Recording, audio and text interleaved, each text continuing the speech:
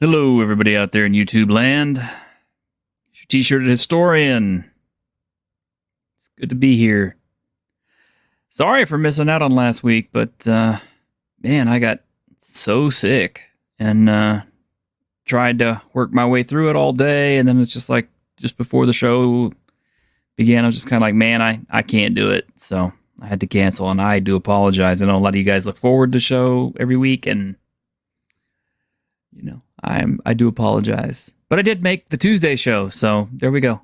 It's not like you went an entire week without T-shirted historian on your viewing screen. And, you know, all I gotta say is, for our rant is it's kind of like, you know, getting sick, getting older, getting more and more infirm. It's just something that's kind of starting to creep up on me, man. You know, it's like I've developed arthritis in both knees, and getting around is getting harder. I'm still fortunate that, you know, most of my health functions and everything are still good, and, you know, I haven't caught anything major, but not so many folks have been so lucky in the gaming community. You know, Patty had some issues, and he got those taken care of this week, and I hope he has a speedy recovery. Hope he's okay. Hope he starts to feel better by next week or so. Others of us weren't so fortunate, you know. I heard that we lost Shauner back in September. I had kind of a weird love-hate relationship with Shauner. He was interesting to talk to, and I didn't totally disagree with everything that he said. You know, he could be funny. He had that kind of that wry, acerbic nature. But every once in a while, he would kind of grate on me and piss me off, and sometimes he would just flat out say stuff, and he just didn't know what he was talking about. And you know, that's fine. I mean, he's just making commentary off the top of his head, kind of like I do too. But in either case, you know, he had his fans, and I know he'll be missed by a few people. I know he had plenty of enemies too, so that's the thing. Anytime you're making a name for yourself, you know, you're gonna make friends, you're gonna make enemies.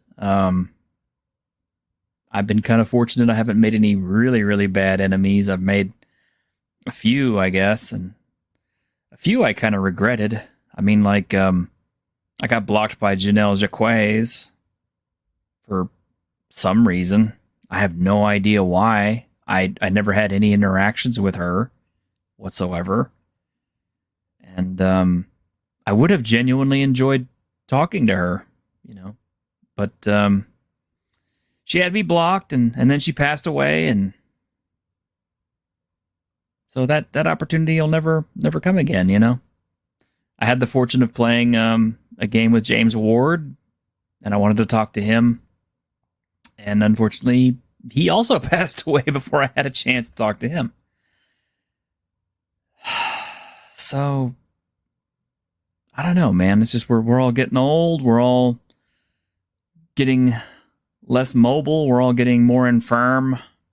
You know, Grimm's health always kind of worries me, because even though I'm a little older than he is, he seems to be having a harder time getting through his health issues. And I don't know. I myself, you know, I'm pretty much gonna keep working until I can't.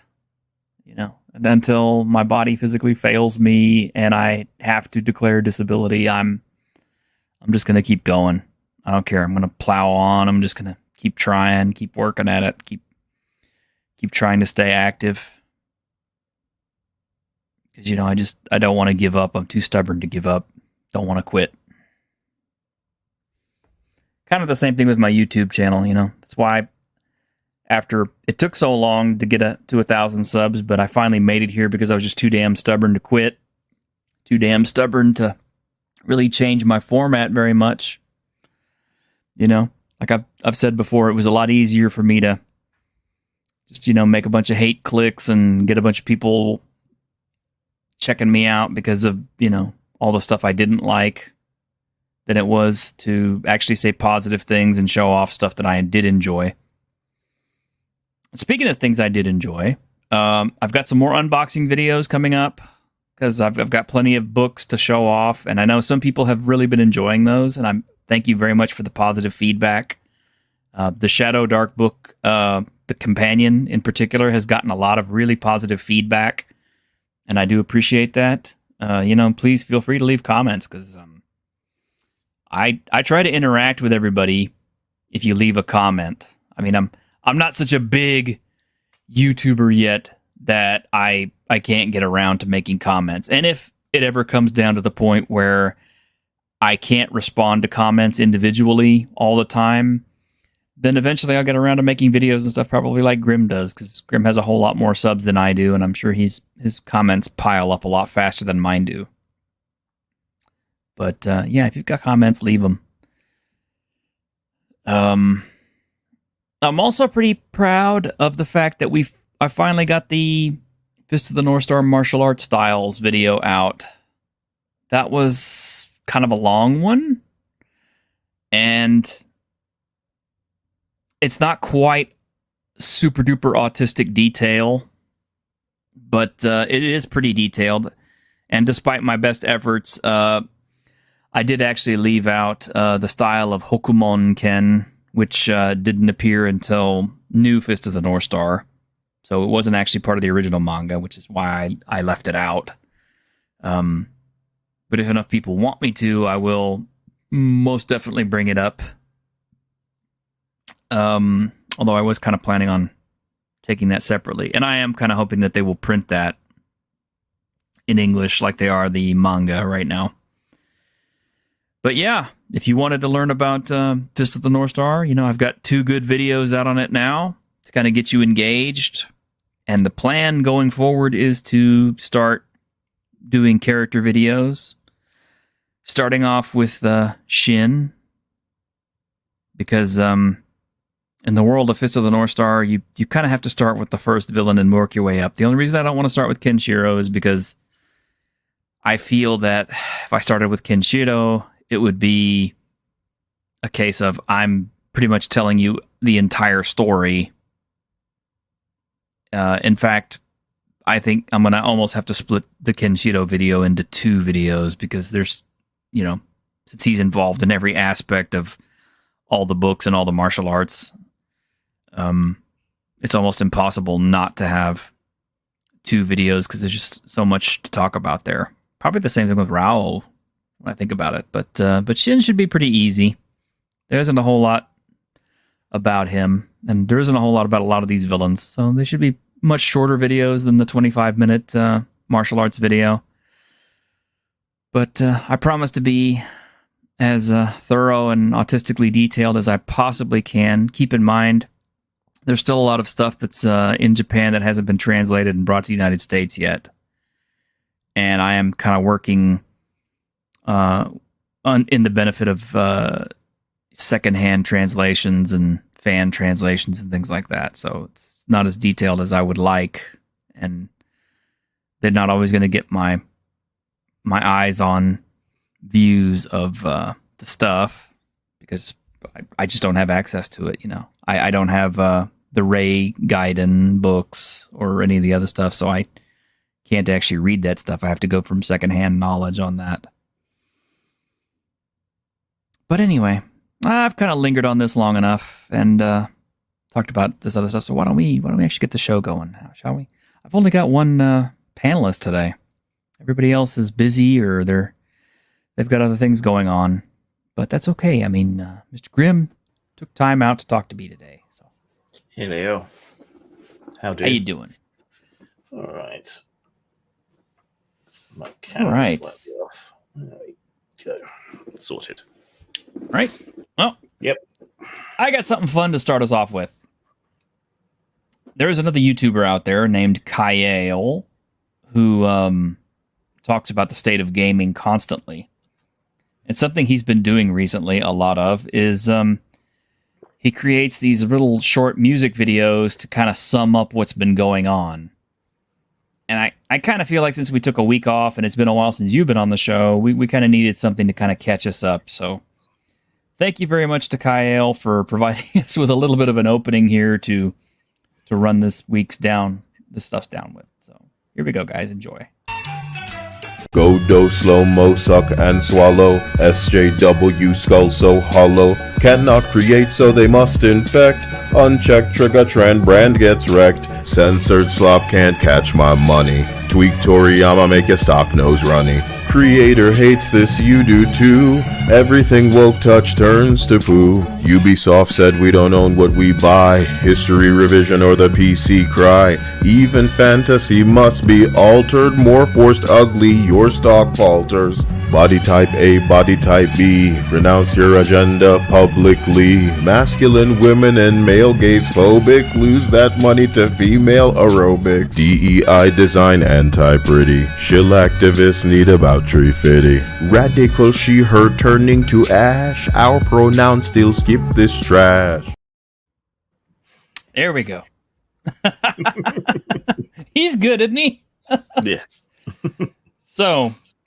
So yeah, as you can see, it's been a hell of a week for the gaming industry. Obviously, Ubisoft is getting kicked in the balls pretty hard because their Star Wars game shit the bed, and it shit the bed pretty hard. Yeah. And, we all told them it was going to shit the bed, we took one look at the character designs and said, this sucks, guys. Maybe you should rethink this. And they thought they knew better. And everyone reaches for that tactic. If it's shit, reach for the identity politics to the point where now, if that's a selling point of the game, you kind of know or you suspect it's going to be shit in other ways, because that's the same shield they keep using.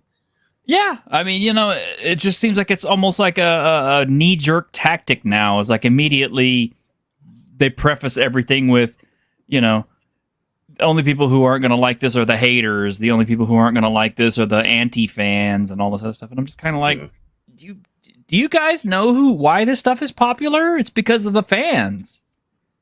We're not getting mad because we just want to hate. We get mad because we want to love it, and you gave us a bunch of crap. So, I don't know, man. But yeah, like I said, Ubisoft tanked that one, and in the wake of the, oh my god, the continual blunders and failures with Assassin's Creed Shadows, something that should have been easy for them. I mean, Grim, how dumb is this? I mean, it's like, we have a game about a group of assassins who are operating in specific time periods, and this time we want to set it in medieval Japan. Wow. Yeah. This should be tailor-made for the Assassin's Creed series, and yet they managed to screw it up, and they continue to screw it up in the most monumental ways. And I'm not just talking about just the fact that they included Yasuke in it. I mean, that was a huge... Everybody knows how big of a huge screw-up that was.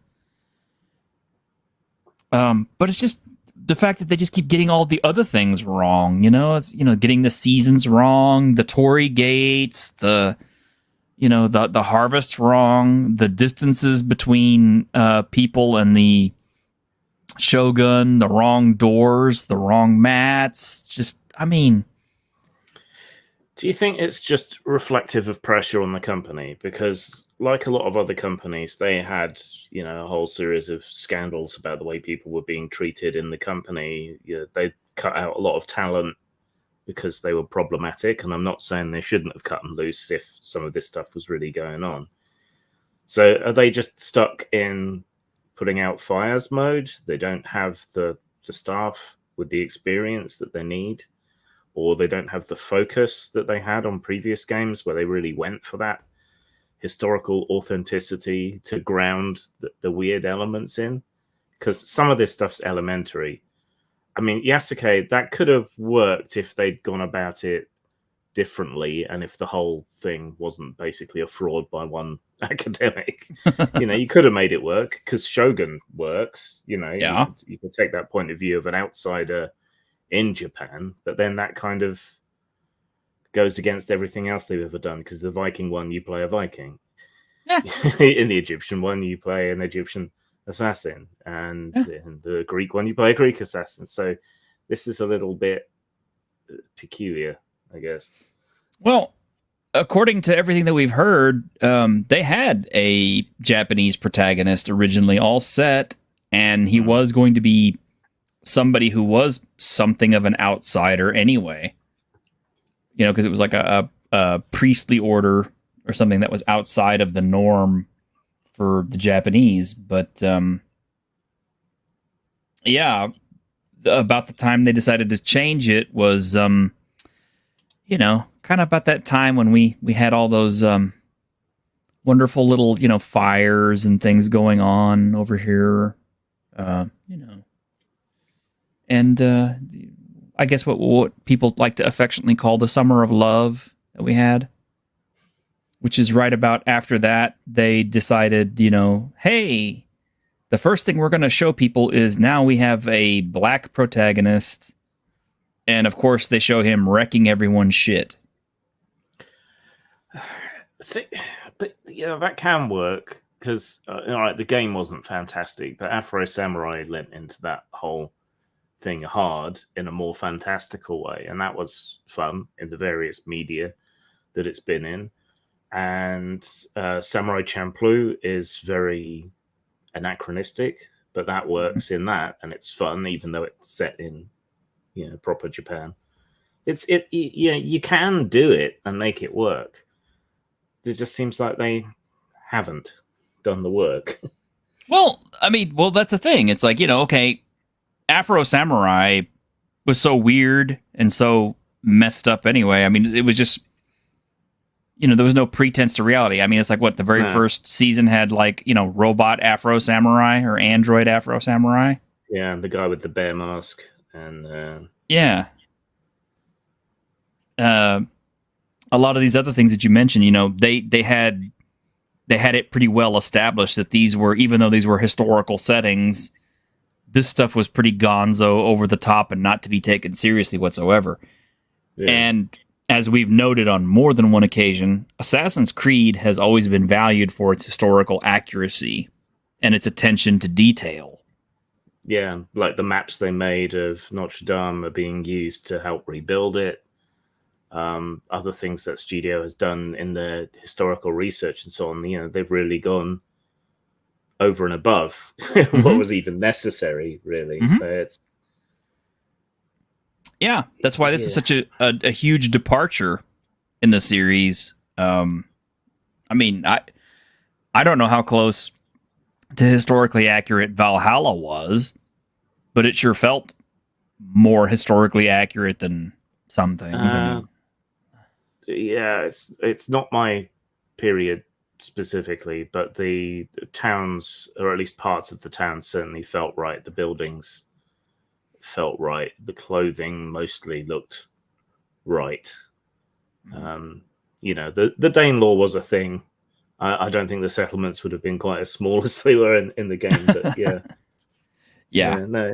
it hung together okay. Yeah. That's the thing. It's like, all the previous installments, you had a kind of sense of a believable historical accuracy.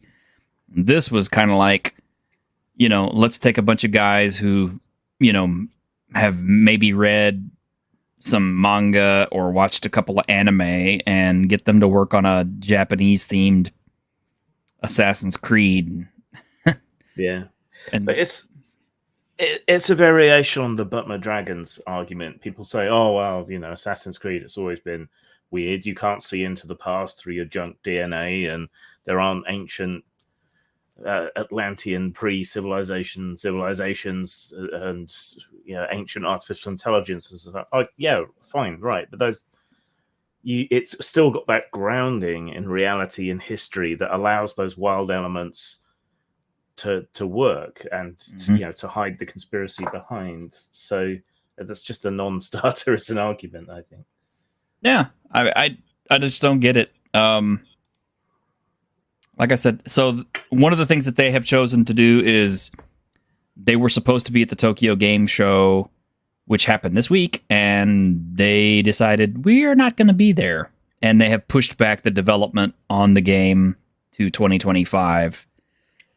And I guess they're working on it, and I've heard various rumors about the stuff that they're trying to fix on it and rework and everything else, because obviously they're concerned about the stock price basically falling into the sewer. And I'm pretty sure that had they decided to show the game off at the Tokyo Game Show, they would have been crucified. Or ignored, like what happened to that other game. I thought. And yeah, it's just a black mark for the studio. I don't want Ubisoft to fail. I really don't. Generally speaking, I get that Ubisoft doesn't necessarily make the best games, but it tends to make entertaining ones. For the most part. I mean, yes, they've had a lot of misses, and here lately they seem to miss kind of a lot. But overall, I'd say they have more hits than misses. I own a pretty sizable collection of Ubisoft games. So same, got quite a few. I don't know. Maybe it's the purge that they had at the studio that's done it. Yeah, that's kind of what I'm thinking. They're using a lot of freelancers. They have a lot of diversity hires and stuff like that. And they're probably overcompensating for perceived slights and issues and so on in the office. Office politics has probably had a severe shift. So yeah, I don't know. Maybe a little correct course. We'll find out. I hope so. I hope they get it back on track. I hope they start putting out some games that we can enjoy again, and we can, take pride in buying and playing again. That's all I want. I tell you what will be a bellwether for the state of the industry, and it's not Ubisoft, but the next GTA. Yeah. What's in that and how well it performs, I think that's going to tell us the state of the industry overall. Are these mega blockbuster games something that's viable still? That's the question, I think. Supposedly this GTA that's coming out, GTA 6, was written by the same guy who did GTA 5. So there is that. There's that little bit of hope. And hopefully they have looked at the abysmal failure of the redone Saints Row and now the failure of Concord and the failure of Dustborn. And hopefully they've taken a good look at all that stuff and said, guys, we need to retool this and maybe gear things back to what made the games fun. Yeah. I mean, these things move in cycles, cultures change. We'll see. And yeah, Magnificent Devil is correct. They reportedly have toxic positivity culture, rule by committee, die to diversity efforts gone wrong. Yes, exactly. Their company culture is such to where somebody like you or I would not last more than a couple of days because, quite simply, I'm sorry, but I can't walk on eggshells that much at a company, I have to have a certain degree of freedom. You grope a few HR executives and They just fry you. There's no justice anymore. Well, I don't even mean that. I mean, just simple things like, people being afraid to express an opinion or say something for fear of hurting someone else's feelings and stuff. And it's just kind of like, where are we?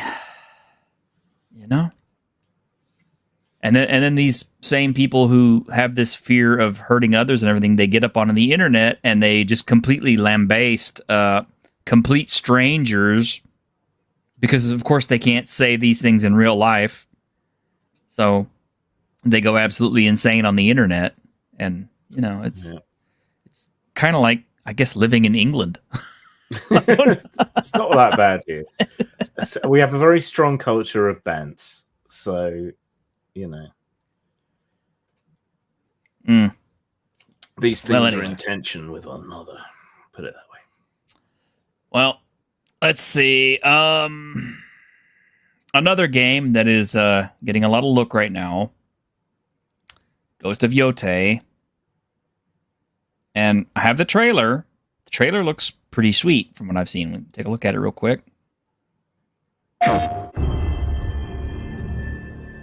This is one I have high hopes for because obviously I love the shit out of Ghost of Tsushima.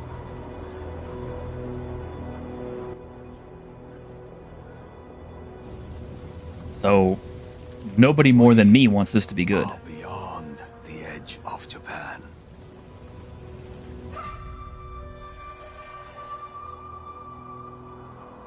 People come north to disappear.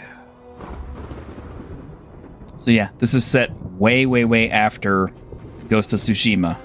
So Jin Sakai from Ghost of Tsushima is dead. You are hunting.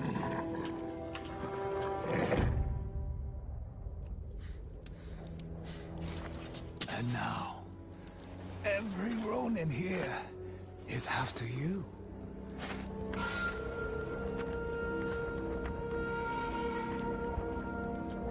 Still think you're the hunter? Do we know what date this is set yet? Yeah, 1603.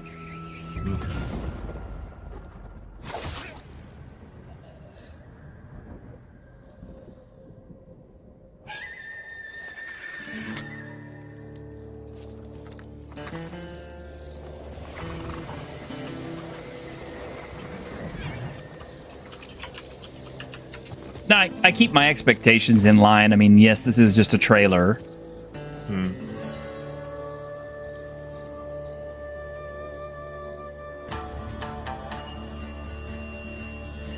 Kind of got a little bit of a Western flavor. Yeah. My understanding is one of the reasons they set it in 1603 is because the protagonist can use guns. Because Teppo are a thing now. Yeah. They're more common. Tanegashima.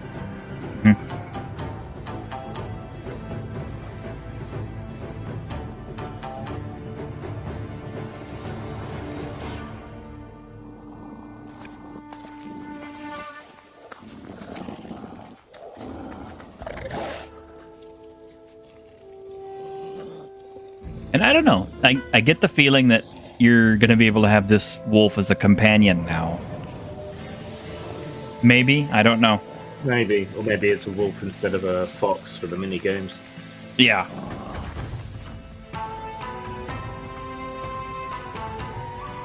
I love that fox. I'm glad to let you scratch its belly.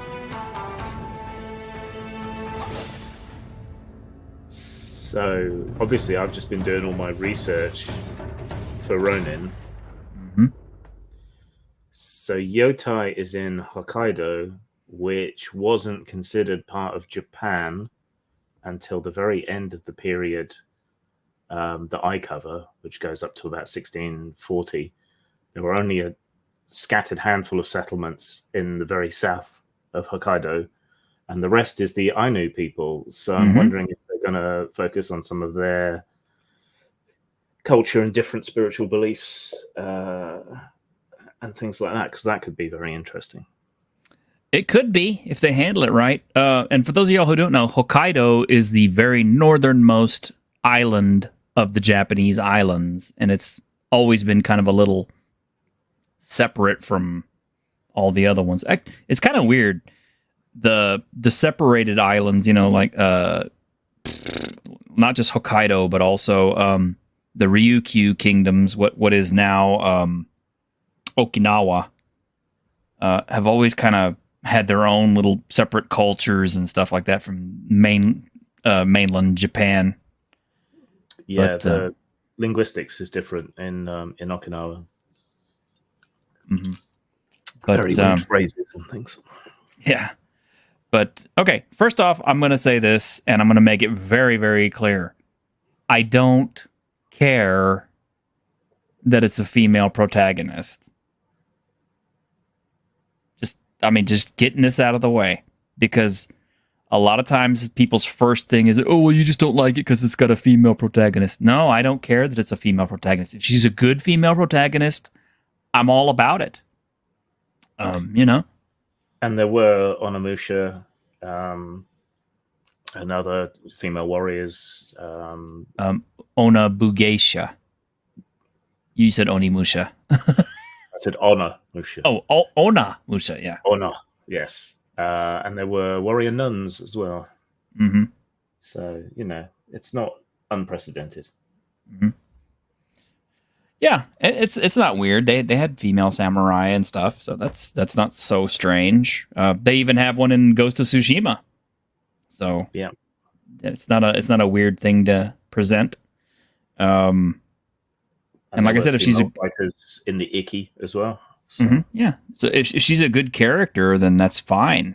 And the fact that she may have to rely on guns more, that's okay with me. It makes sense.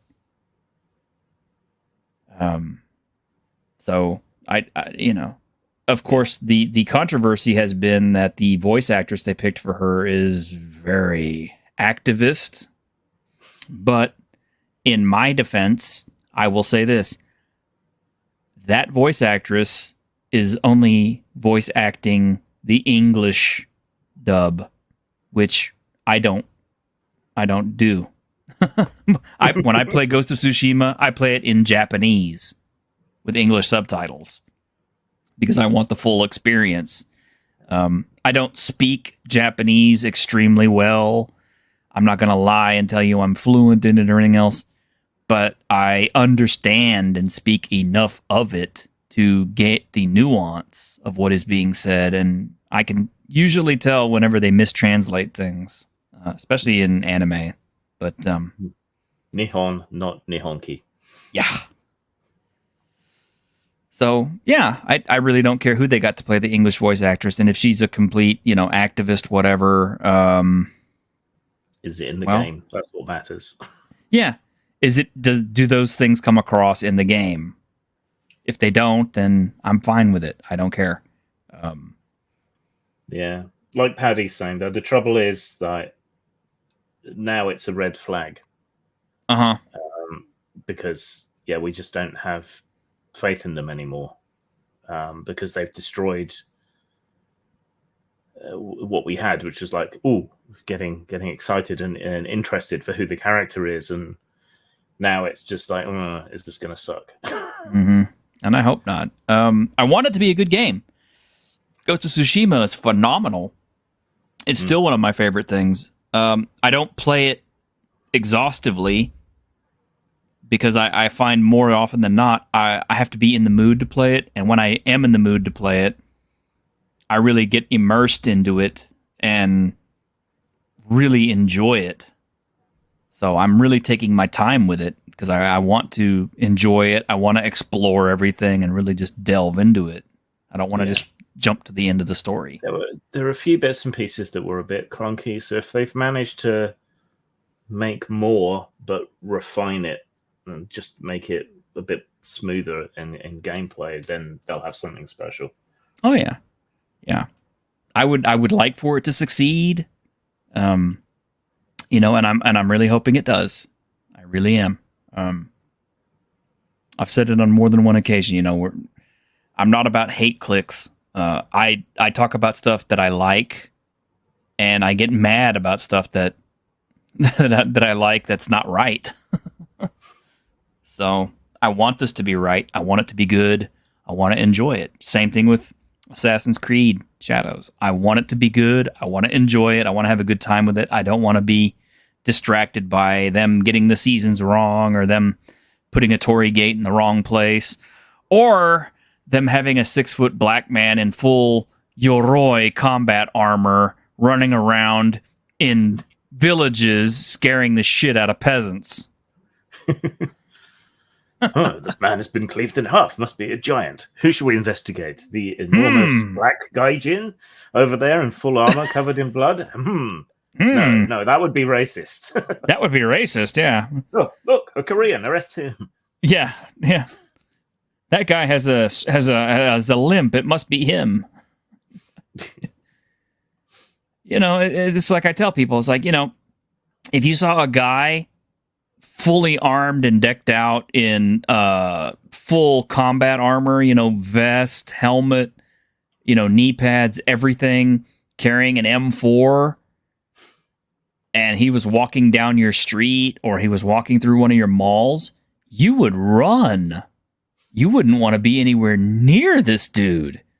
And it's the same thing in ancient Japan. If civilians saw a man, even a Japanese man, dressed in full samurai battle armor, carrying swords and weapons and everything else, they would run. They would not want to be anywhere near that dude because that dude would kill them, or they would be fearing that dude would kill them. Yeah. But let's see. Small mind that writes a protagonist because of yeah. Well, I'm not going to blame Nerdrotic for turning up the heat and making knee-jerk assumptions because he's been right more often than not, JP. That's the problem. He's highlighting the problem. There is a problem we have now, though, in that people are making a fuss about things that may or may not turn out to be anything because that's what the clicks are and that's how the game is played. So to an extent, you can't blame people, but it does lead to a bit of audience capture and distortion too far the other way, I think. Yeah, and it's possible, you just knee-jerk reaction, think that everything with a female in it and as the lead is going to be bad, when it necessarily isn't always necessarily, but I don't know. I try to judge everything on its own individual merits and its own individual basis. I listen to what other people say. I check out videos. I do some research before I go and jump in and at least I try to be informed. But then something like Dustborn comes out and confirms everyone's prejudices. Oh man. I mean, I literally sat through several Let's Plays just to get an idea of what the game was actually like and decided this is I don't believe it's a real game. I honestly I think that was designed to be a parody because there's no way anybody could take that seriously. Because it's so on the nose. I couldn't sit through it. I tried watching it like a Let's Play and I just couldn't. I mean, I don't know, man. Well, anyway. Do you want to answer Paddy's question before we move on? What's my favorite female lead from the past 5 years? In what, video games? Or in just anything? Let me see. Let me look through my list. I have a fairly extensive Steam list. So let's see. What have I been playing? I like Aloy in the first game. She's pretty good in that one. What's the name from Control? I quite like Jessie Fadden. I own that and I have never played it. It's fun. It came free with my video card, so.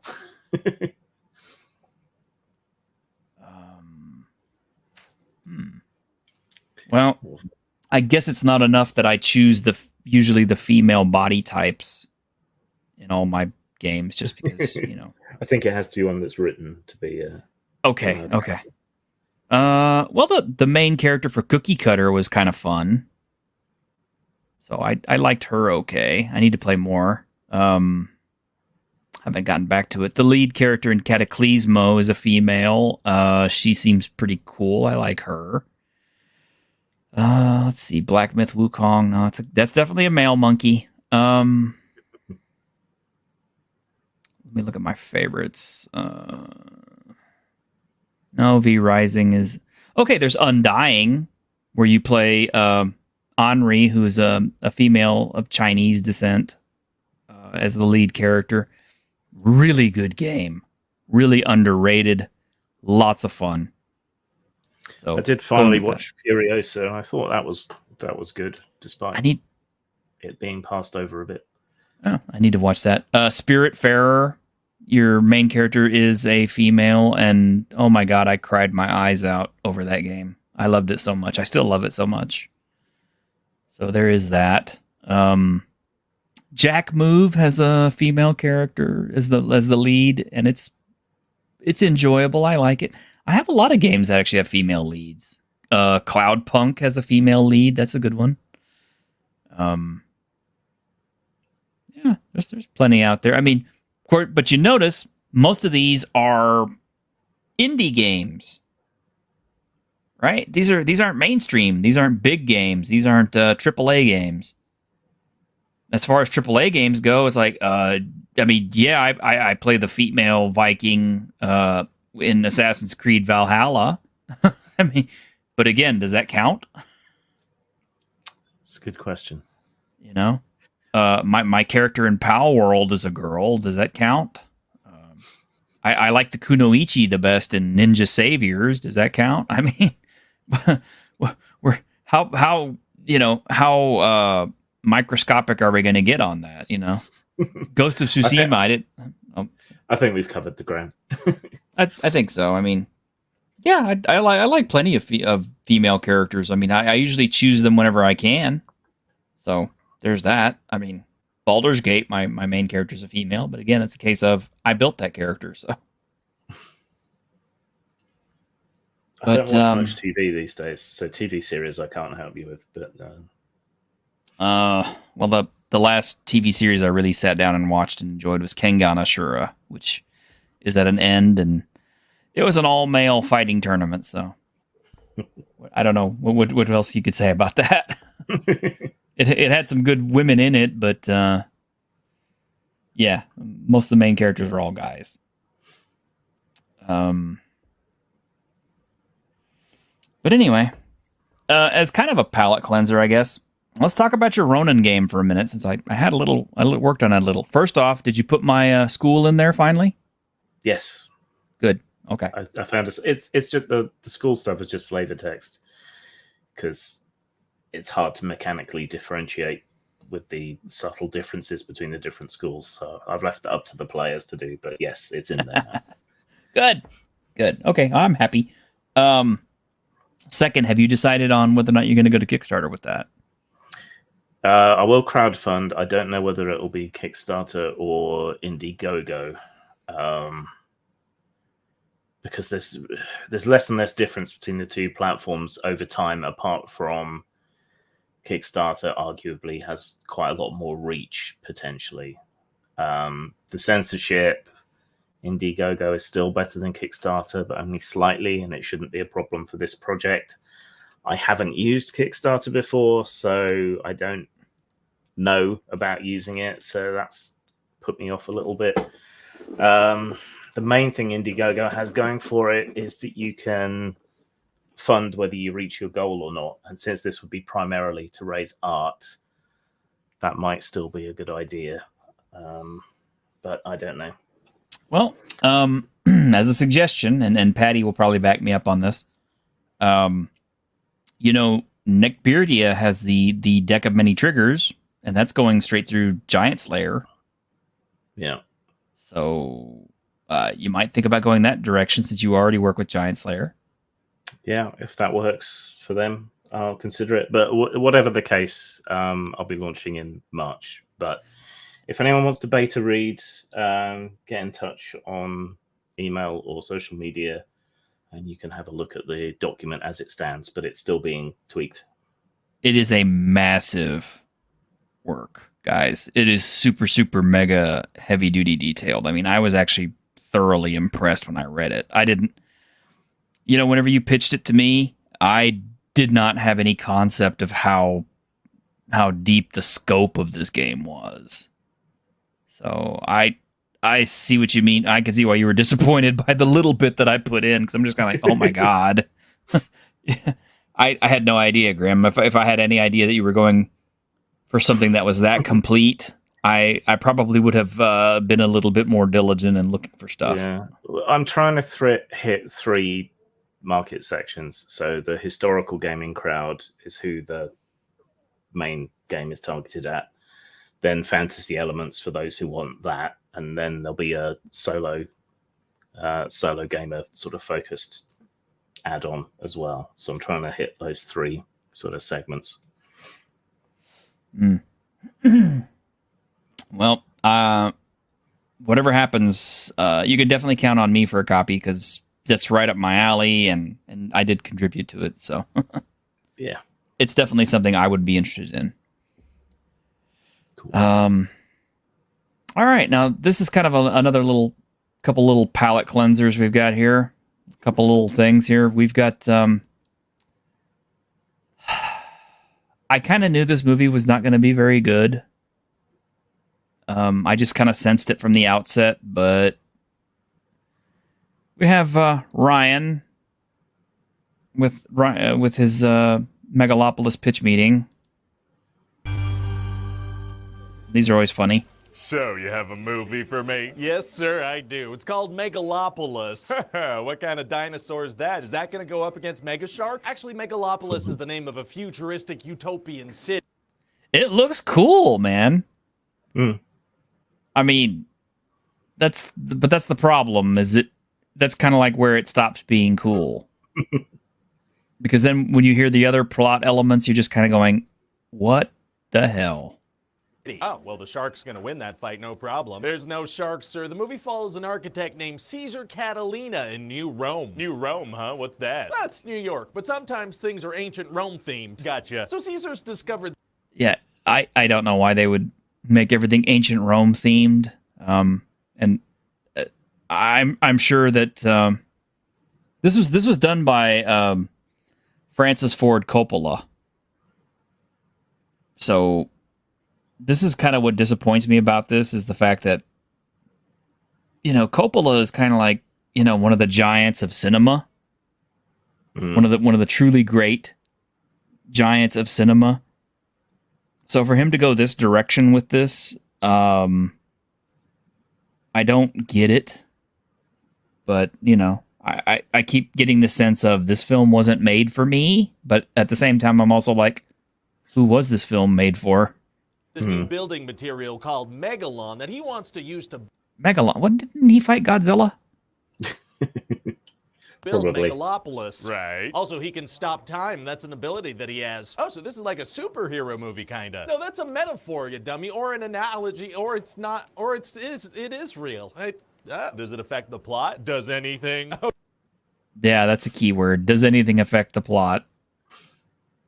Okay. Okay. I am confused. That makes sense. That'll probably happen a lot. Okay. So anyway, Caesar has this mistress, and her name is Wow Platinum. Yes. I looked it up. That's really her name. Wow Platinum.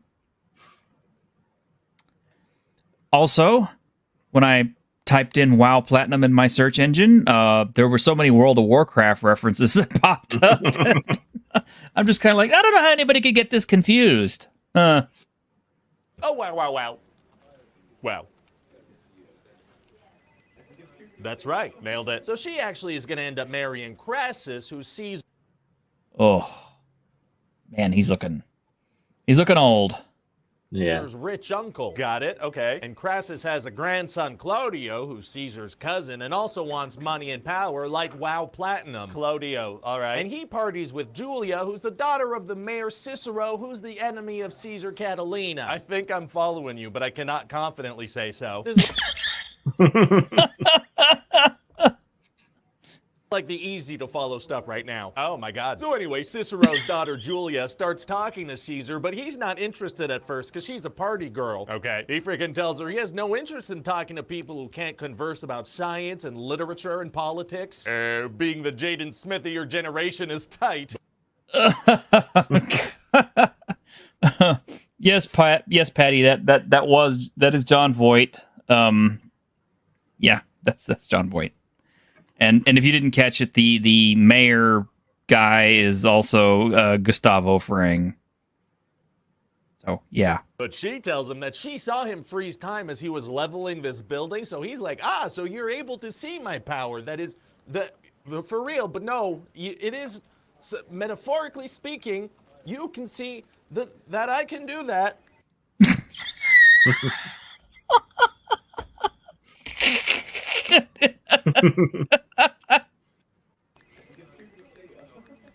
Sir?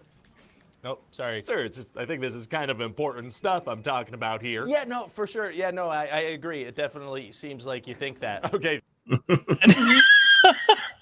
I'm sorry, but that's kind of my reaction too. Thank you, because we're talking about philosophy here. Oh, we are? How so? By having the characters straight up quote philosophers at each other from time to time. That works. So now it's time for a famous virgin to dance and sing at a wedding. What? Yeah, everybody's gonna gather at WoW and Crassus's wedding, and this virgin teenage pop star is gonna perform, and meanwhile, Caesar's going on a bender. Oh, he is? Yeah, this freaking Caesar Catalina guy, he's drinking alcohol, mixing that with hard drugs. This freaking Caesar guy sounds like a Catalina wine mixer. Exactly. So he's going around like, whoa! And there'll be colors, and that'll go on for some time. Well, in city. Oh, well, the Shark's gonna win that. Cicero, who's the... Sorry. Nope, sorry. Sir, I think this is kind of important stuff I'm talking about here. Yeah, no, for sure. Yeah, no, I agree. It definitely seems like you think that. Okay, thank you, because we're talking about philosophy. Catalina wine mixer. Exactly. So he's going around like, whoa! And there'll be colors, and that'll go on for some time. Well, okay then. But then Claudio arranges for this video of Caesar hooking up with that pop star to play on all the screens in this building. Oh, sneaky. Yeah, so Caesar gets arrested, but then we find out that it was a deepfake video, and the girl wasn't even a minor, so it's like, it's all good now. Oh, so that problem's immediately resolved? Yes, sir. We're frequently gonna present problems that are then solved within a couple of minutes. Like, at a certain point, Caesar loses his time powers. Oh, yeah? Yeah, and then shortly after, they come back, so that's all good now. Well, good. Oh, and a satellite's gonna crash into the city. Oh, no. Yeah, so that'll be referenced for a few minutes. Sure, that may as well happen. It will. And then I was thinking we have this press conference scene. I don't know about you, Jim, but my jaw is just kind of hanging open. I don't get it, man. I mean, Coppola should know about stuff like introducing a plot element and then doing something with it. I mean, this is a guy who did The Godfather. Okay, I mean, this is the guy who did, Apocalypse Now. This is a guy who is really, really good at nuance and film structure and bringing out really great performances from his cast. And just to hear Ryan George talking about this just kind of makes me go, what was he shooting for? I mean, yeah. I almost feel like I have to watch this just so I can understand and then see whether or not Ryan George is short selling it or not. I don't know. But the person that Caesar's talking to is actually in the theater with the audience. What? Just in the room with everybody, talking to the screen for a moment, and then Caesar answers that person. I think we should do that. Well, that seems like a logistical nightmare. Yeah. And it won't add much of anything, but... But what? Oh, I don't know. I got nothing. I was hoping you would fill in that blank. Oh, okay. Yeah, no, I got nothing. Then Caesar gets shot in the face by a child. Oh, my God. So he dies? Nah, he's all right. Oh, it must be hard to survive being shot in the face. Actually, it's going to be super easy. Barely an inconvenience. Oh, really? Yeah, because see that Megalon stuff that he discovered? That's able... You can rebuild your face with that and your eyeball and your brain and a dog's...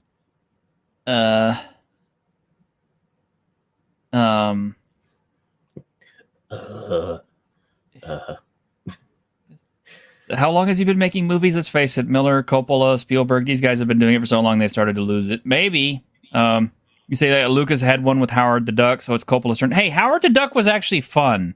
And Coppola already kind of had his turkey. It was called The Godfather 3.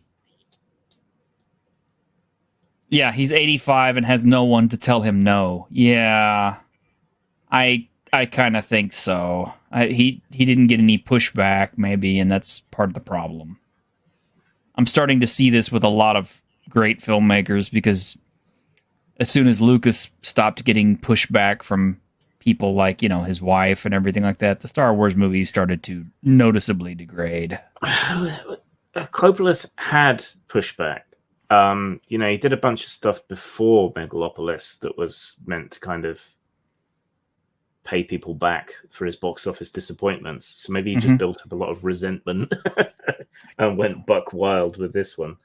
Well, he financed all of this, or a lot of this himself, so I guess he figured, it's my dime, I can screw it up, so.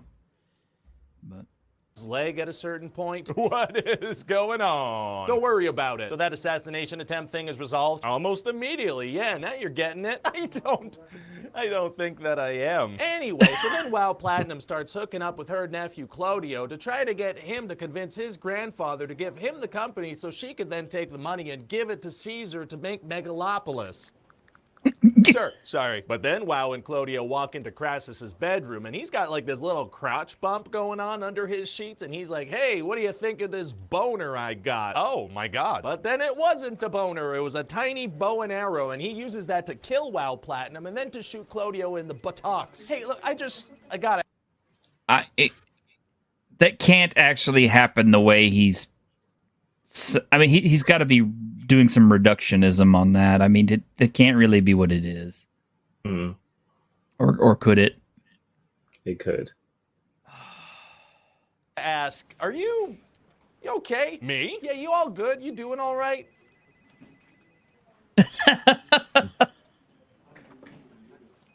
Megalopolis.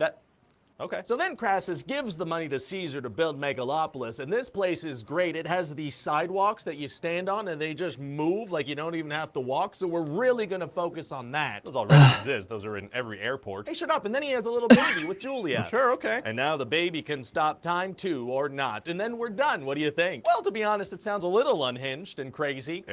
Just so crazy it might work. No. So, yeah. Yeah. It sounds to me like Cloud Atlas, which barely made sense as a book and certainly didn't really work as a film either. Oh. It's literary people trying to be sci-fi and fantasy people. So, I don't know. I mean, Coppola's always had the weird side. Some of the choices in Dracula were odd. It's a good movie, though. Maybe it's just the curse of the Coppolas. It's got him and Nick Cage in its grip. I don't know. Actually, Cage has been pulling off some really fun movies here lately. So yeah, it's been good to see him sort of making a comeback. Yeah, I don't know, man. This is kind of the sad state of things. And I might as well go ahead and comment on this. It's kind of like, so often we complain about Hollywood being nothing but remakes, sequels, and then when something new and original does come along, like Megalopolis, we just kind of look at it and we go, what the hell am I watching? Why was this made? And I think that's kind of a sad state of things, because it's kind of like a case of, well, when this movie inevitably fails, Hollywood will look at that and go, okay, well, that movie tanked. That was crap, and that had, a super duper great director behind it. So we can't afford to make any more turkeys like this anymore. So let's come out with Fast and Furious number 25, or let's go and remake, the Young Guns again or something. Well, he self-funded that for the most part. So Yeah. it won't have that much effect on the Hollywood system other than as a stark warning, I Yeah. suppose. And he let a lot of the actors just improvise scenes, apparently. Oh, no. Come up with their own scenes, write their own dialogue. So that's probably why it's so utterly disjointed and weird. Yeah, because that worked so well in Ghostbusters 2016. Yeah. Yeah, like Paddy says, though, well, no, he's talking about something else, I think. But, I mean, Megalopolis, it's got a good cast. Yeah. Coppola is supposedly a good director and has been in the past. You know, it should have worked. But... And yeah, Magnificent Devil, I agree. Maybe it is a false dichotomy. The only two options aren't either lazy retreads and wildly experimental fever dream films. There's a very large excluded middle. Yes, there is. There's a lot of room for cinema in between. I mean, my shelf is full of stuff that's not necessarily all hits. Is there, though? Where are people gonna bubble up from? It doesn't happen very often anymore. The streaming services want a lot of control and they want stuff to hit certain markers. It's very controlling and restrictive. Independent filmmakers, weirdly, unless they can grab attention on social media or something, there isn't really anywhere for them to break through. You know, even horror, which used to be where new young directors would usually come up through because it was cheap and easy to make, there's not much there. What is there is just trash, and that should be the space in which people can experiment and break out. But yeah, instead we get crap like Alien Romulus, which is basically member this, member that, which I knew it was going to be trash. Everybody out there kept saying, "Oh, t-shirted, it looks so good." Oh, t-shirt. I said, "Dude, it's Fede Alvarez. Okay, do your research. Go back and look at his other movies. He is a trash director." Yeah, or endless shitty Netflix zombie films shot on iPhone. Yeah, I mean, I don't know, man. I don't think the theater is necessarily going to die, but I definitely think something that may start happening is the theater may only get like fewer releases. And they may only be open at certain times. Like, you know, they may only have nightly showings instead of matinees. And it may just be for, like, certain films that are just, you know, going to be guaranteed big hits. I don't know. Patty thought that Rebel Moon was good, and you watched the Snyder Cut 3. Yeah, you're not the voice we need to be listening to. I didn't hate it. I haven't seen the Snyder Cut, though. I understand that restored a lot of the sex and violence, so that probably better. Made it feel more like heavy metal. I don't know. Movies are a weird place right now. You know, in between getting, you know, more sequels and Marvel movies and stuff like that, and weird things like this. It's just, we're just waiting on another big, massive cinematic hit, and I don't know when it's coming or where it's coming from, because it may not be coming from here. I mean, you know, the last really big one I remember was Godzilla, because that was a big surprise. Nobody was expecting that. But yeah, that turned out to be a massive, massive hit, and it was made on a shoestring budget, pretty much. I mean, by Hollywood standards. And it was an amazing film. I mean, I watched it, and I was just floored by it. I mean, I think I've only cried at a Godzilla movie once, and that was when he died at the end of Godzilla 1985. But this one really jerked my heartstrings pretty bad, because, you know, I was invested in all the characters, even the humans. They just did everything right. It might be unscientific, but we can ask the fairies to summon Mothra.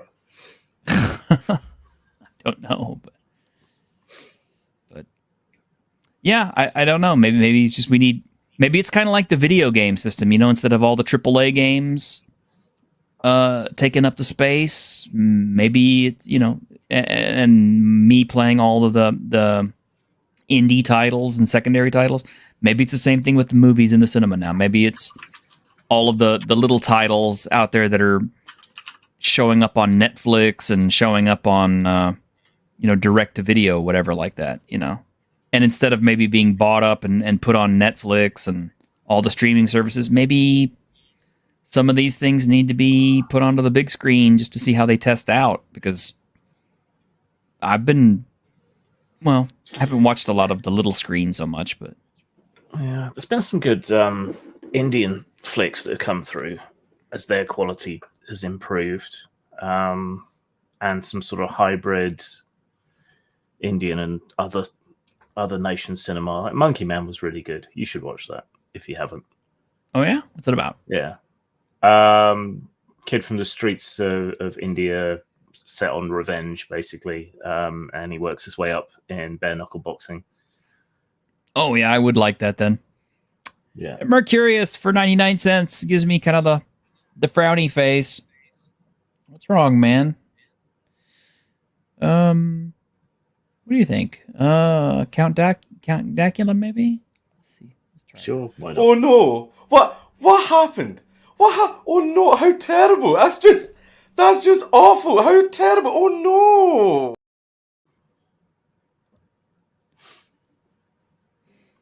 But I don't know. Snyder has a cartoon on Netflix right now that looks fun. Okay. And Norse animation. I don't know. Maybe animation is the way to go right now. Just as all the animators lose their jobs. Yeah. We'll animate for food. Maybe now's the time to get into animation. Well, I don't know. I mean, like the last animated thing I watched was the Terminator animation on Netflix, and that was actually pretty good. I enjoyed it. So. A good Terminator franchise entry? I know. Wise treason. I know. Shocking. But it was good. I enjoyed it. I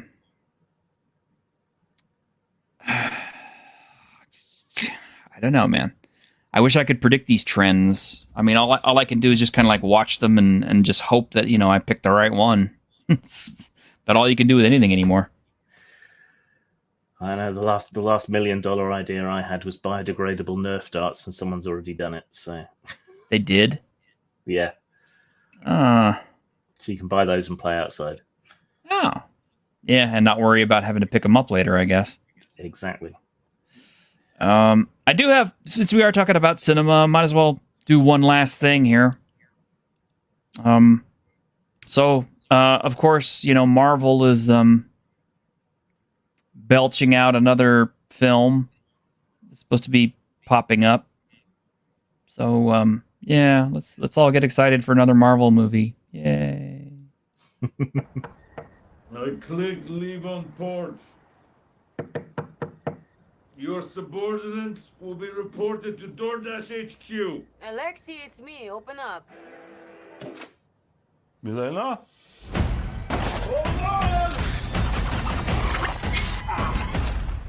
Elena! Hi, Dad. Sorry about the wait. Was on an important call. Highly classified. We're probably going to have to do a lot of pauses because this has got copyright music in it. Yes.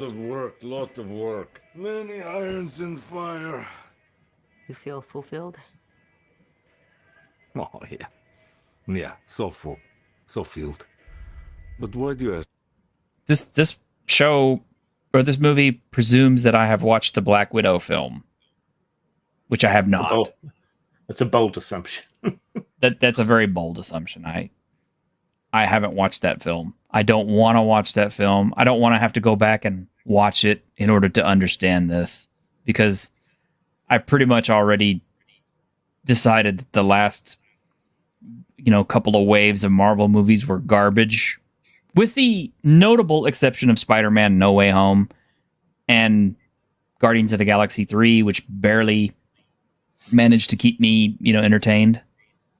So, Is this what brings you here? the mark of quality. Yay. There is something wrong with me. An emptiness. Why did they have to bring out that particular soundtrack? Why? Where is my mind? It seems to be a favorite of a certain generation. It's a good song, but how many versions do we need? Well, this one is like a slowed down and sad and mournful version of it, and I'm just kind of like, you guys, you know, you missed your jump with Fight Club guys. I'm just drifting, and I don't have purpose. I thought. So these are all like heroes that were either in movies that nobody watched or in Marvel shows that nobody watched.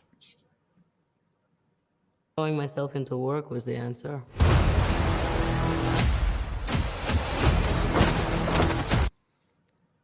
Your favorite Pixie song? I thought it was the only Pixie song. I've never heard another Pixie song besides this one. Honestly, has anybody else ever heard a song besides this one from the Pixies? If you know, comment in the channel, because I want to know.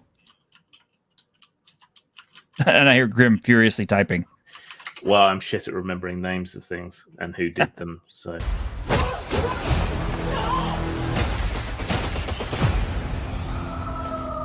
All the animation is in the dark, or actually all the action is in the dark, so you can't see anything. With your feet on the air, your head on the ground. With your feet off the head, with your head on the ground.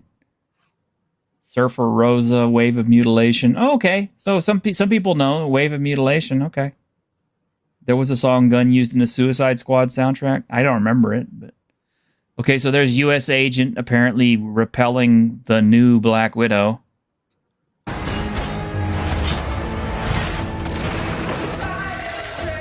Oh, look, it's Taskmaster, or I should say Task Mistress, because it's not a man, even though Taskmaster her, yeah.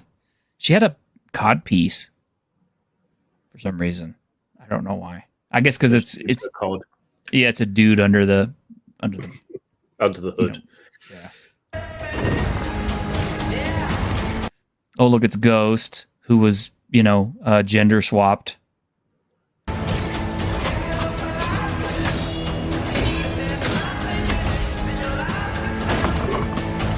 Oh, no. Oh, and that's Bob the Sentry. I don't know why he's dressed like that. I'd rather have the captain. Me too. From Next Wave. Who are He'd be you? more fun. I'm Bob. Who sent you, Bob? Nobody. You were all sent?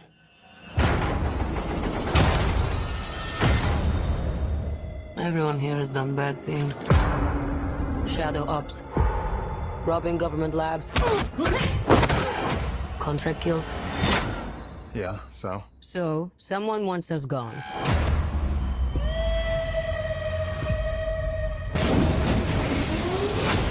What the hell?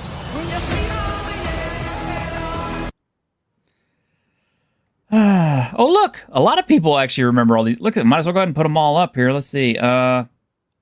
Dissolving Peanuts? Wave of Mutilation, Server Rosa. Dissolving Peanuts was the conversation about biodegradable Nerf darts. Oh, okay. It sounds like a song title. It does sound like a song title. That should be a song title. Dissolving Peanuts. I'm going to make that song. I'm going to go, as soon as I get finished with this, I'm going to go up to AI and make Dissolving Peanuts as a song. Debaser. Sing for the Choir. Oh, no, it's not Hydra Bob. Okay, that's not a song title. I am un chien Andalusian. Is that really? Monkey Gone to Heaven. They had okay, so they had quite a few. Okay, I just never hear any but this one. How come nobody ever plays any but this one? My big thing. Oh, wait a minute. Dissolving Peanuts is a violent femme song. Totally real. Very much guy good. Okay. There we go. We're brought up with this belief. Okay, so and I'm also pausing because of music. For those of you guys who don't know what the Thunderbolts is, Marvel decided, hey, we want some of that sweet Suicide Squad money. Because there was a comic book that was put out called Thunderbolts, and it was led by Red Hulk, which was, Thunderbolt Ross was the Red Hulk. And it had Deadpool, it had the Punisher, it had Black Widow, and some other characters who I can't remember. But anyway, the Thunderbolts were all villains, basically, or bad guys, or anti-heroes, or whatever, who were all stuck on a team and made to work for the government or whatever, doing, superhero stuff that the superheroes couldn't do or couldn't be involved in and all that. Basically, they were like a Black Ops version of the Avengers. So yeah, that's kind of what Thunderbolts are supposed to be, and I guess that's what this movie is supposed to be. It's kind of like, like Marvel wants some Suicide Squad money, and yeah. That there are good guys and there are bad guys. This music is just like, gonna kill this video. It's just gonna do it. 5 seconds at a time. Yeah, and yeah, Bucky. Did you notice that Bucky had his arm in the dishwasher? It's cleaning his arm, his plastic or his metallic arm in the dishwasher. That's great. I love that. What's the plan? This could get messy.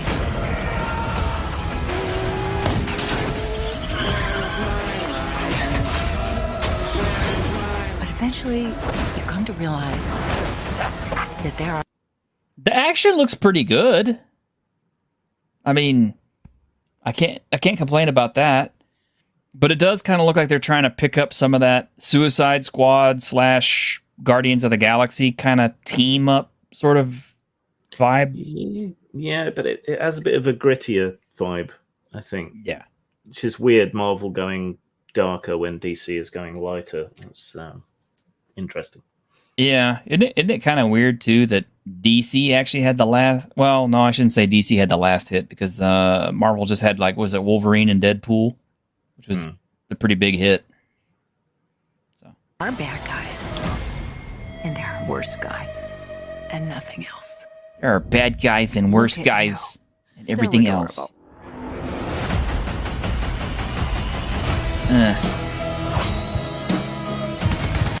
Okay, so yeah, pause again for yeah, because so yeah, I can't say anything about this action. It looks okay.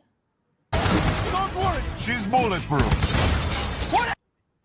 Yeah, okay, she's bulletproof, but I think if that's not a 50 caliber, if it's a 50 cal, it's kind of like, yeah, I don't care about your bulletproof.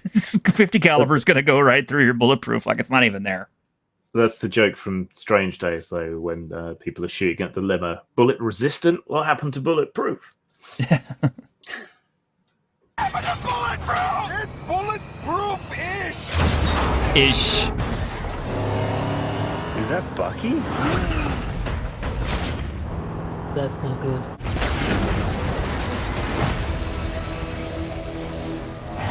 Marvel UK? Oh. Well, if you're going to do Marvel UK, bring back Miss Tech. Or Death's Head. Yeah, Death's Head 2. The Miss Tech board. I click leave on port. He restarted it. I restarted it. Okay. So yeah, there we go. That's what we have to look forward to in the cinema. Yeah, Patty, I am hearing really good things about the Penguin show, which is DC. It is on streaming services, though. So, I don't know, man. Just, streaming, putting another nail in cinema's coffins, I guess. So I don't know what's going to happen with cinema. I worry about that because I would certainly like a reason to go back to the movie theaters.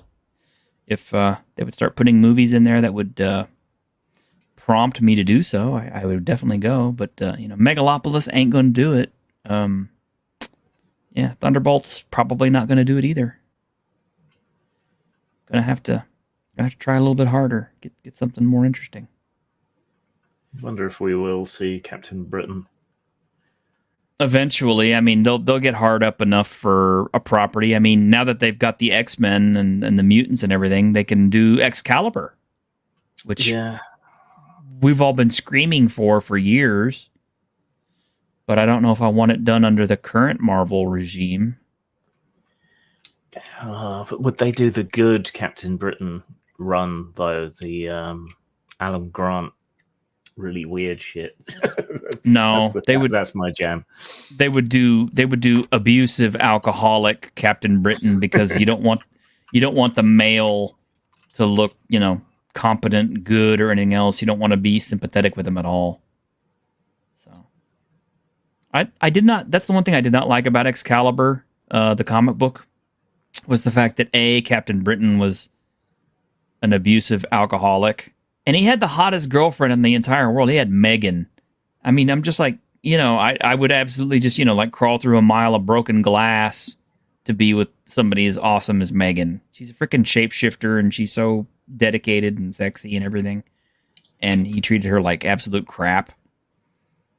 And not only that, but I think Phoenix or Warhound or whatever her name is, Rachel, whatever, was the biggest asshole in the whole comic book. Excalibur just rubbed me the wrong way. I don't know. I'd love to see Warheads done as a series. If they're going to be doing all this multiversal jumping around stuff, Warheads is an easy fit for that. Nah. You never know.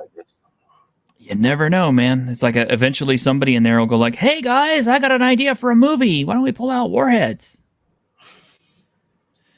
Anyway, we're over time.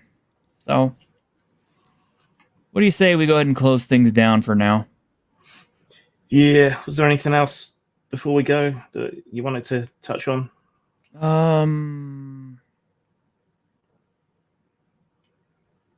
Not really. I mean, there are things we could touch on, but you always got to save up something for Tuesday in case nothing happens for Monday. I mean, I know the Conan RPG thing. Were you really wanting to look at that today? Yeah, I haven't had time to go through the quick start properly. But do we need another Conan RPG at the moment? I don't know. I mean, I guess if they do it right, I kind of didn't like the pitch for it, so it didn't sounds seem like very Conan-y. No, it seems very powered by the apocalypse. So ish, yeah.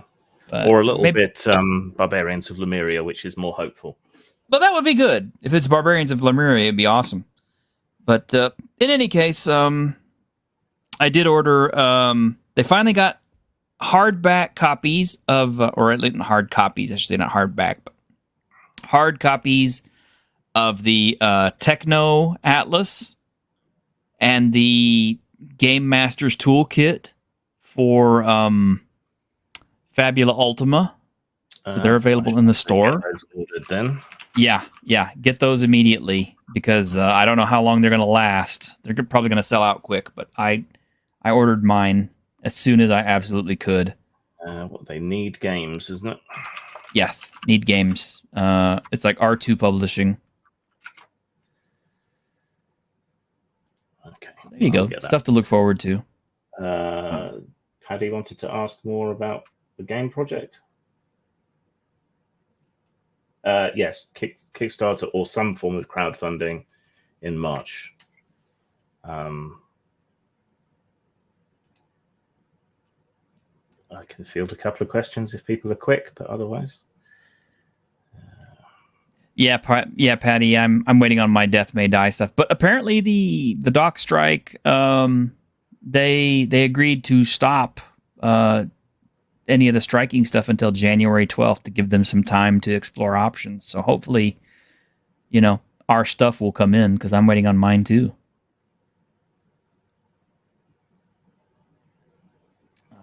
Yeah, we don't need another Conan RPG. We have Conan at home.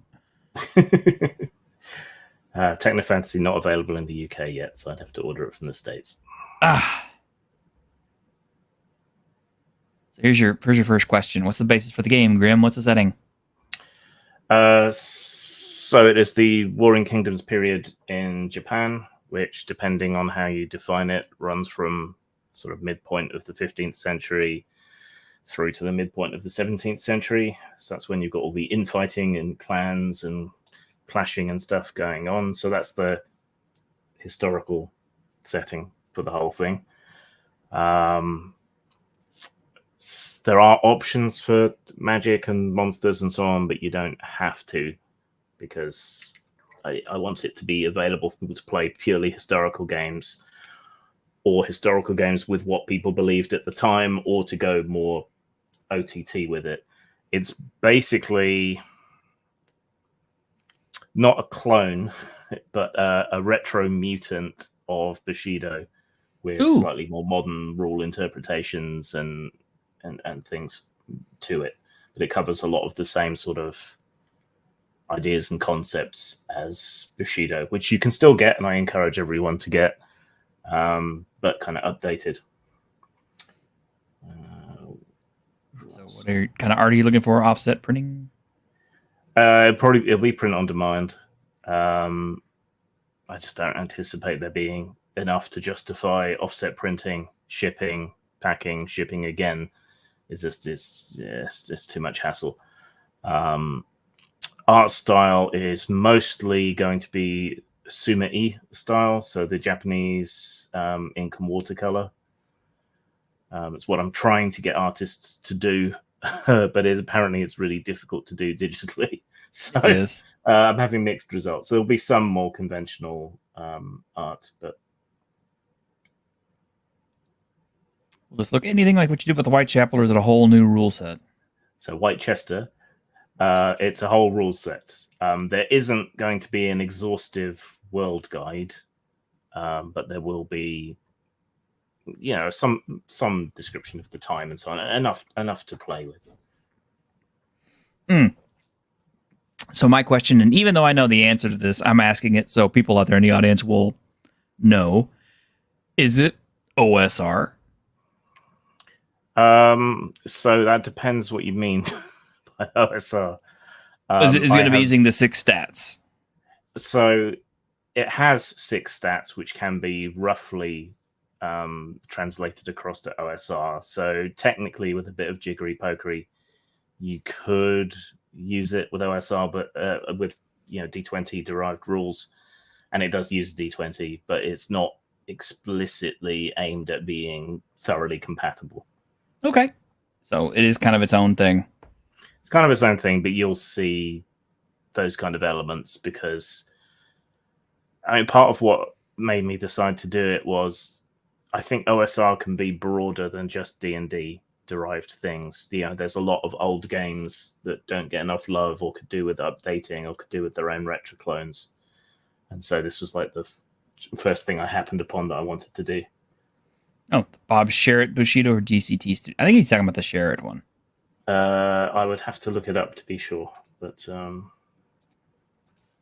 think the Sherritt one is the older one, isn't it? Because I remember seeing ads for that back in Dragon magazine when I was a kid. So I think it's the one with the orange cover. Or it could be the black and white cover.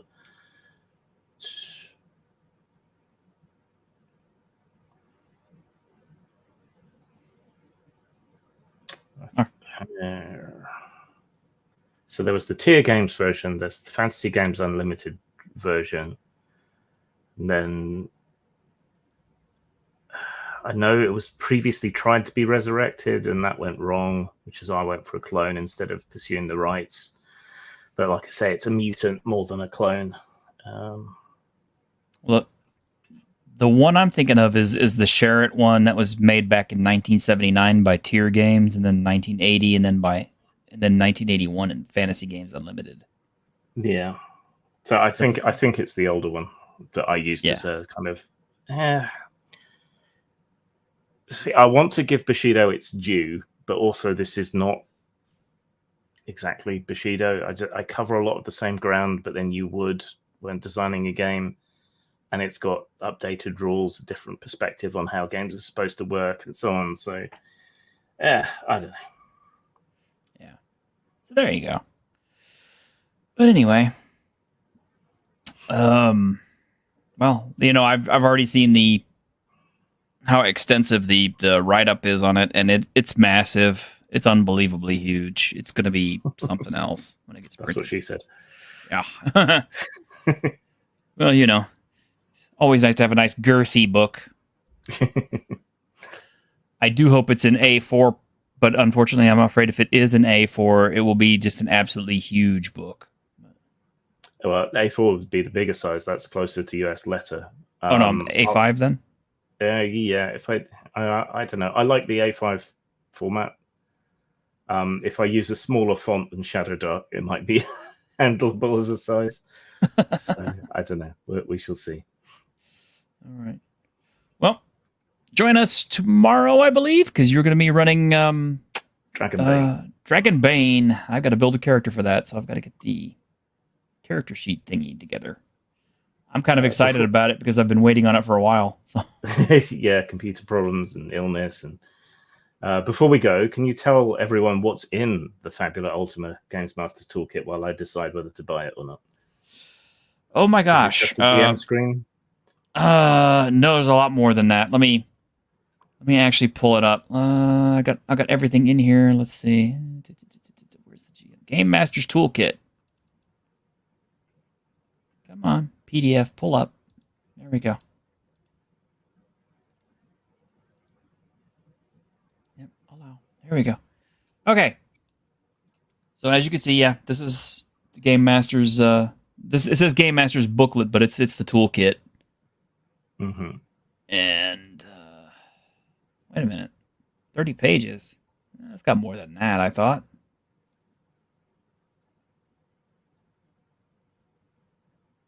Well, okay, at the very least, I know it's got these things, but it's also got like a game screen and some other stuff. But it has stuff for qualities for items. It's got discovery generators. It's got a lot of tables, danger generators, skill, gimmicks. Useful odds and sods. Yeah, it's just got it's a toolkit, so it's got a lot of things to help your game out and to build up your game. I don't remember it being terribly expensive, but I don't think anything in the Fabula Ultima series is really expensive. But I do know that it is a lot of fun. But is this actually the Game Master's book? This looks like the right thing, but I don't remember it being quite that small. Or at least 36 pages on the website. Okay, I am waiting for this to come to the UK because it costs more to have it shipped than to buy it. So never mind. Yeah. Okay. Well, there you go. And the nice thing is, if we ever do another game of Fabula Ultima, I'm finally cleared on all the music, so we could play the music and I won't get copy struck. Nice. Nice. Which I hope we will play it again, because I know Ironcaster's excited to play it, and I'm excited to play it again. So anyway, thank you all very much for hanging out with us. JP, Patty, I hope you get to feeling better, bud. Mercurius, thank you again for being here. I appreciate y'all. Y'all hang tough, and maybe we'll see some of y'all tomorrow, and hopefully we'll see you on Tuesday. But till then, later.